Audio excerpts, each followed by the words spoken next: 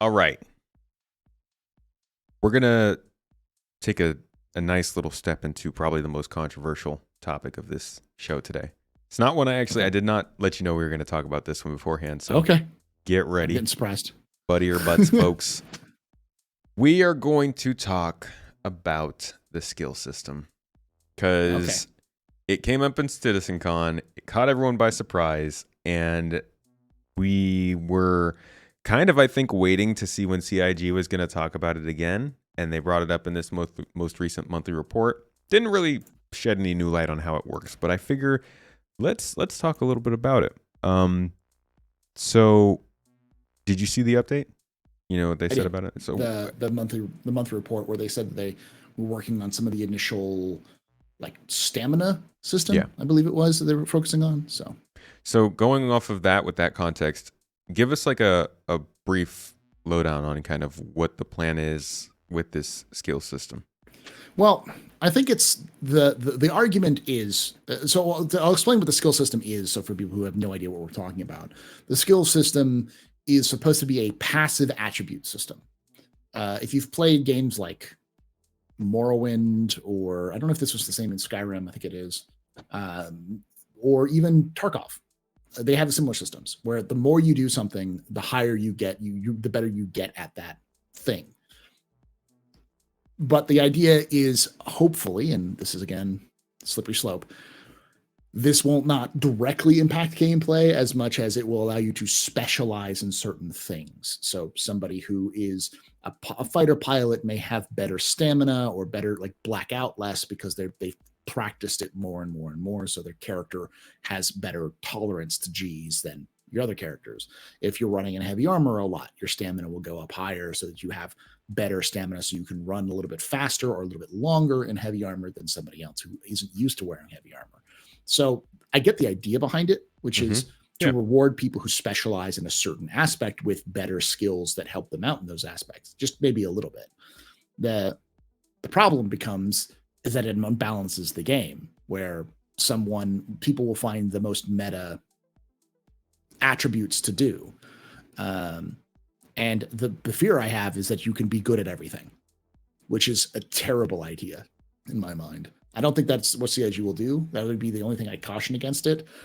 I feel like they really need to make it so that when you have good attributes in one, if you really have to like focus to like specialize, and if you specialize you will not have good attributes. Like somebody who's running around in heavy armor has to run around in heavy armor a lot all the time, Like every time they and go as out. a result, yeah.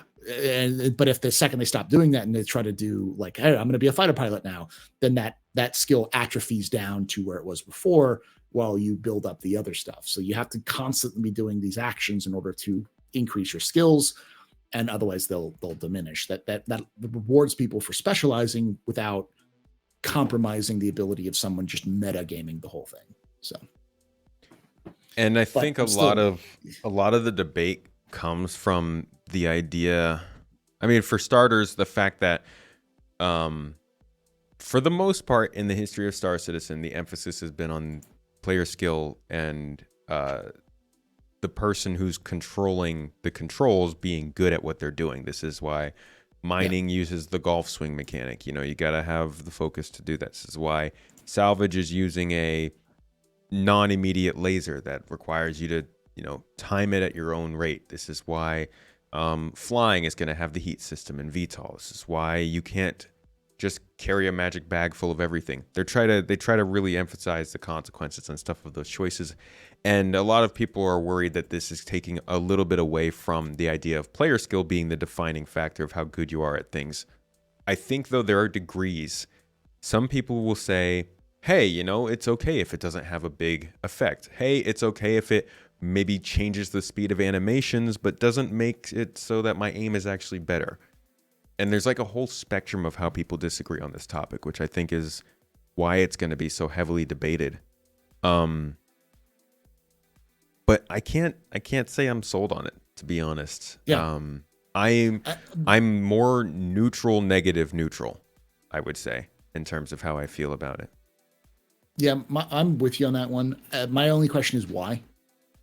I'm a big believer that like, yeah, it's nice to have things, but why Right. have this? Like, what's the purpose of this? Like, does this improve gameplay? Does this make the game better? Does it make the game feel better? If the answer is because we wanted to, that feels like, okay, but that's not an answer. Right. Like, games need to have a feel. Like, you can have lots of cool things. The era in gaming universe where every game had a grappling hook. You know why? Because it was cool. It didn't necessarily make those games better. It's just you have a grappling hook. It's just like a gimmick. And I feel Yeah. like that's what this is. This is a gimmick. This is And Chris Roberts likes playing Tarkov, or saw people playing Tarkov and saw they had a system, or some of the developers may have saw the system and said, "Hey, we'll add that to our game." And it's like, but yep. does it add anything? And like a supporting member is saying in the live chat right now, this is the kind of thing that a lot of people were attracted to Star Citizen because it sounded like it wasn't going to have. The whole player skill conversation was enticing to a lot of people, and honestly, it attracted me as well. So I hear what you're saying, and I'm also of the kind of why aspect, because I did also think that it was kind of about, like we said, consequences, preparing yourself correctly. You know, hey, you brought that environmental armor. That means you're more impervious to environment problems. Hey, you brought that extra food, so your stamina is higher and you can run longer. Hey, you have cybernetic legs, so you can wear heavy armor and sprint for longer. I thought those were the kind of differences we would be making to make those changes to our character and how good, bad we are. Seeing it be taken away from the possibility of equipments or thing like that and put into this sort of player skill system is why I end up at the same conclusion as you. Why did it have to be player skills and not that stuff? And I think a lot of the obvious answers are that, you know, they're bringing more value to your character, making it so you don't want to lose your character and die as much. I would argue, do you need to do that to accomplish that? You already have that, you know, and it comes to the point where it's this is a classic CIG thing. Think about the recent changes to ballistics, where they changed the ballistics, and everyone's like, but why? And CIG says, oh, because we want to gather data for other things. And then they found out, oh, wow, ballistics are super OP when we make them OP.